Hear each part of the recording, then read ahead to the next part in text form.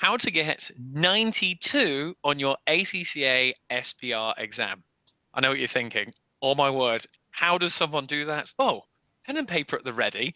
I have Aaron who's joining me today, who's going to tell you, ladies and gentlemen, how he did it. But Aaron, feel free to introduce yourself, my friend. How do we know each other? What are you doing on the channel today? Hi guys, my name is Aaron Nelson. I know James through my time at the University of Lincoln, where yeah, he had a few roles actually. He was my lecturer, seminar tutor, my placement supervisor. Yeah, So kept yeah, me me busy. and James go back. I know. And Aaron dropped me a message on Instagram to say, thanks for the help with SBR and stuff. I got 92. And I'm there going, 92? That is crazy. Well, guys, Aaron's kindly come on the channel to go through how he did it, what was his thought process, things he changed for next time. But Aaron, kick us off. The guys were there going, be quiet, James. Let Aaron talk. What is the first thing, bit of advice to help someone if they want to get 92 themselves? Yeah, sure. So I mean, look, I'm probably not going to say anything, at least on this first point, that you haven't already heard, but you just need to have kind of what I always say is the whole breadth over depth. You need to know that whole syllabus. There's no point kind of trying to cherry pick what subjects you're going to learn and hope for certain questions on the day, because at the end of the day, you don't. It's out of your hands. When you open that paper, you don't want to look and see a certain topic and think, oh my god, I haven't studied that enough, or I don't even know how to get any marks on that. So the main thing is just make sure you know the syllabus, and if even if that means you know a tiny bit on this very minute topic, at least you know if that does come up, you can write something down where Yeah. maybe a nice marker might look at that and think, all right, yeah, they know something, I'll throw them a mark. Good stuff. And let's think back to the exam now. How did you go about it? Did you go the usual sort of question one first, the bigger, sort of larger style question? Or did you go to the later questions that are maybe a bit more theory based, ethics? How did you go about it? Yeah, sure. So I probably did something that, from what I hear, most people don't do. I just did your standard one, two, three, four. I Oh, know some people kind of uh, chop and change, and some people start with obviously question two, whereas ethics, and I think a lot more people are confident with it. But I gave that an attempt in the lead up to my exam, and I don't know why. It wasn't for me, especially because I felt quite confident with groups where I'd obviously done so many questions on them. And I mm, just thought, let me bash that out the way like as quick as possible. I feel good on them, yep. and I think if I can kind of get some momentum going, and I leave question one thinking, yeah, I think I've got most, if not at least half the marks, which is what you need. That'll kind of put me in good stead for the rest of the exam. Oh, wicked. And in terms of getting to that stage where you're feeling confident, you're just going to go questions one, two, three, four. How many sort of mock papers were you doing? CB, question practice? These are the sort of things that a student who's maybe doing SBR for the first time, like you did to get 92, are thinking, right, what is that expectation? What do I need to be doing? Yeah, sure. So I think the main thing you should be doing in terms of the past papers is you want to do every past paper you can get your hands on. It doesn't matter if it's 3, 4 years prior where maybe it's not as applicable. Just do all of them, because at the end of the day, that is kind of your main practice, and it will kind of get you in the best possible position. And again, make sure you're doing them timed and in Mm, exam conditions, because I know I was tempted to do this at certain points where you're not doing it properly. You read a question, you write a few lines, and then you're looking at the mark scheme and you thought, yeah, I knew that. But it's not about whether you know it when you're reading a mark scheme. It's a matter of, would you have put that down in an exam condition? No, I completely agree. And when I mark papers, I just go, if you'd have just written a bit more, or if you'd have just been a bit more specific or referred back to the scenario, I could have given you the mark on there. Exactly. I know. Well, hopefully it's resonating to the guys watching. But you did mention one key word in that last point, which was time.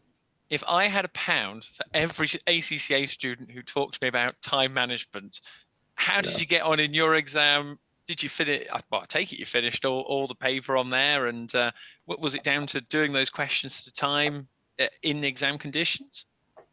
Yeah, definitely. I think this, to be fair, this was probably one of the top tips I actually took from one of your previous videos. It was a case of, I obviously knew when my exam started, I had, prior to the exam, figured out what time kind of what time do I need to be done by each question. So I had that written down before I even started, and I just stuck to it almost as if it was law. Because Mm. at the end of the day, like if you spend a bunch of time on question one and you're leaving yourself less time for question two, three, four, which you're probably going to get more marks in the earlier marks of them questions than trying to drag out the last 2 marks of question one. It's just it's not going to be beneficial in the long run. So yeah, I think make sure you know kind of your timings and you are sticking to them, because it can be very tempting if you're on a roll with question one, you're thinking, yeah, I'm in a great mood, and then you see the time's gone and you stick to it. It's very tempting to do that, but you just got to stay strong and just force yourself onto that next question, because you never know. You might get onto the next two, three, four, smash through them, great, go back to question one, but just make sure you get something down for them questions. Yeah, and the external examiner says it in the resources. Students don't answer all the questions on the exam Yeah. paper. They rush. They don't write in enough detail on there. Out of interest, what sort of resources did you use to prepare for your exam? Did you have a look at the ACCA's free resources? Did you use online recordings, self-study? How did you get on?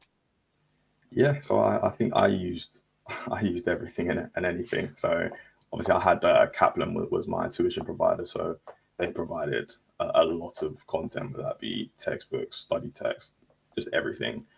In addition to that, was a frequent listener of Tom Glendon's SBR podcast. He used to Nice. have that on kind of, especially in the lead up. I think the final month in the lead up to the exam, anytime I was either in the gym or just I had some time to listen to something rather than putting on my regular music, slap a Mm, podcast on. Whether it's, to be fair to Tom, I think the best thing about his episodes is they're not overly long. They're probably averaging between 7 to maybe 12, 13 minutes, which mm. you can smash through quite a few. If you think your average gym session is, I don't know what, Yeah. hour and a half, you could kill through a lot of them. And it is very informative, but it's also digestible. And yeah, so I think that was obviously a key kind of resource. ACCA, the technical articles I used to kind of read just in a bit of downtime. If I had a few minutes, I'd hop on one of them. The ACCA practice platform was a game changer for me. I think Mm. that probably that was kind of the moment where I went from just knowing obviously the content to knowing that, yeah, when the time comes, I know this system, I will be Mm. able to regurgitate the information that I've learned. Yeah, and on the practice platform, if you're a student who isn't using it frequently, maybe you've not done the specimen exam, you've not done previous past papers on it, like what are the mistakes they're going to make? Just the time wasted in the exam? What springs to your mind? Because you've got the experience, the recent experience of using it a lot. Yeah, definitely. I think it sounds silly just because obviously the I imagine the average person, you're on a computer every day, probably in your Mm, job. You've probably been on Excel every day, but I don't know why that when you're actually operating the system, it feels a lot different to probably what you're used to, whether that be trying to organize all the necessary information into kind of a format where you can easily access it. So for me, that was a case of taking obviously the little chunks of information you're given, shrinking it as mm. small as you possibly can while still being able to read it, and then working on kind of the writing, the spreadsheet bit.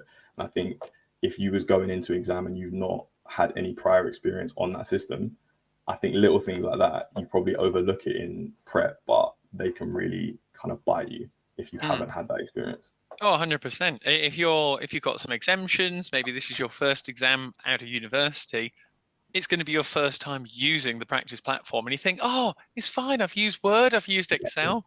It's going to be easy on there. But it's just the little systems that they have and the functions and the layout, all Yeah. these things, they just take time and time and time on there. But I'm going to get the question as well in the comments.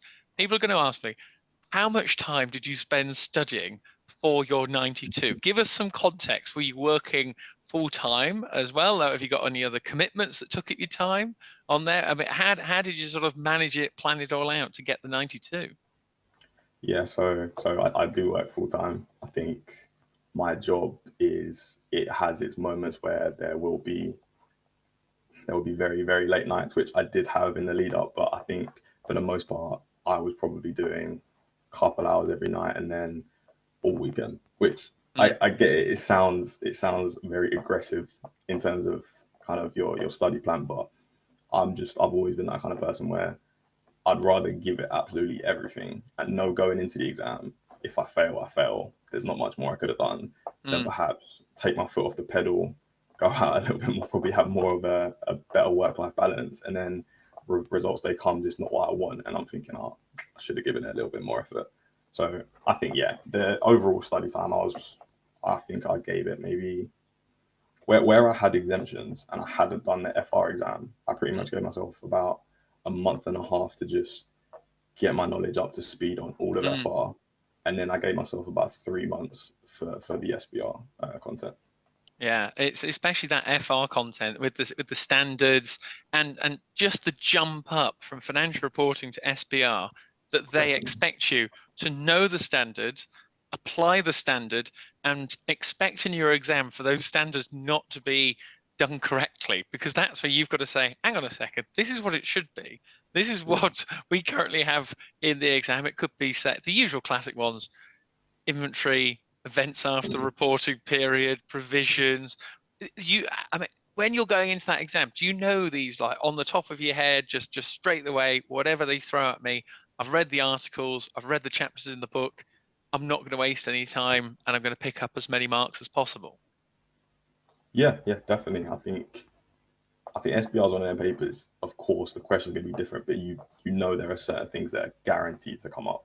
So one thing that I always knew was going to be kind of a key part is kind of your standards around revenue, and just knowing that almost like the back of your hand, that can almost be a game changer, because regardless whether it's worth 20 marks or 5, I'd say you pretty much know that it will come up, at least from the past papers I saw.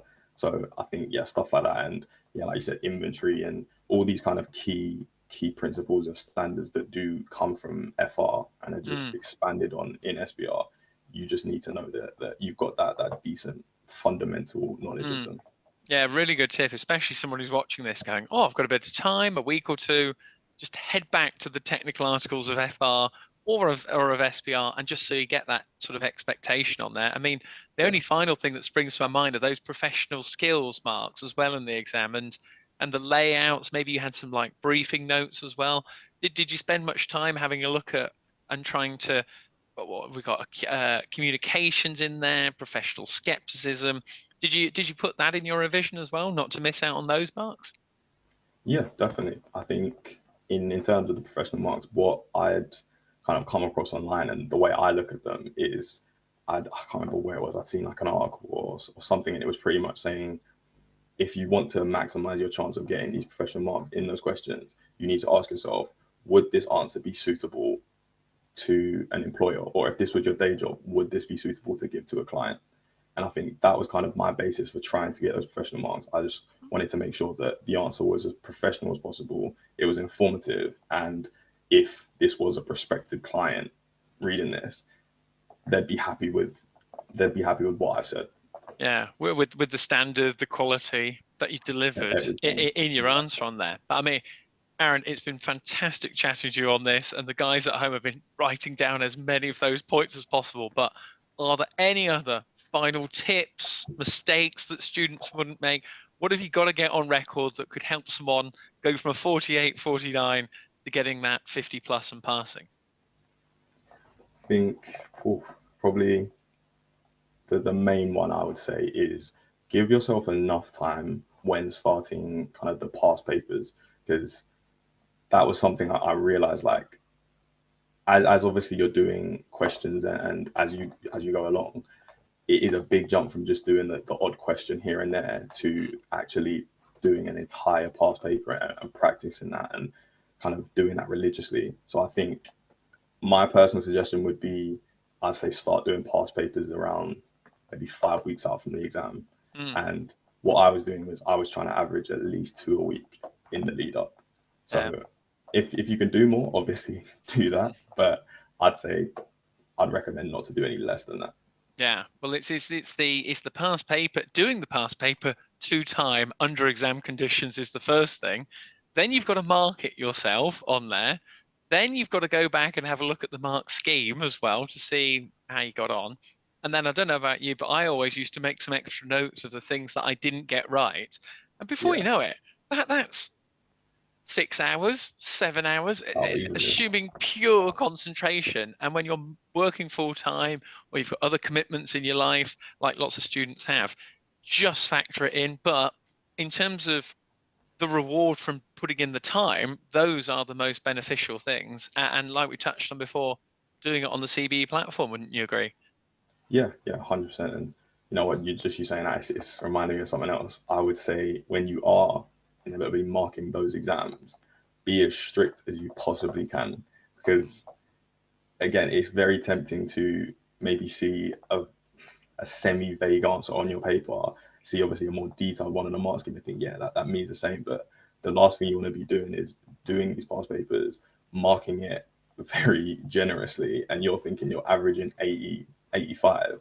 And in reality, an actual marker would give you maybe 45 Mm, because they don't know what you're actually thinking, whereas you're assuming that they would. mm, So I'd just say mark it very, very strictly. And if you're looking at something and thinking, oh, could that be seen as right? yeah. Don't give yourself the mark because you rather undermark than overmark.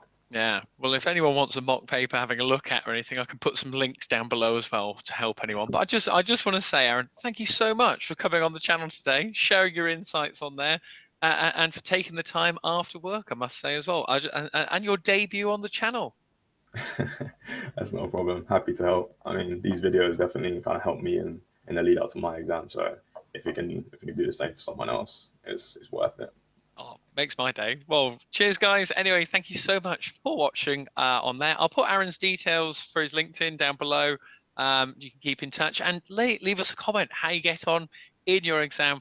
We'd love to hear it. So thank you very much and good luck with your exam. Cheers.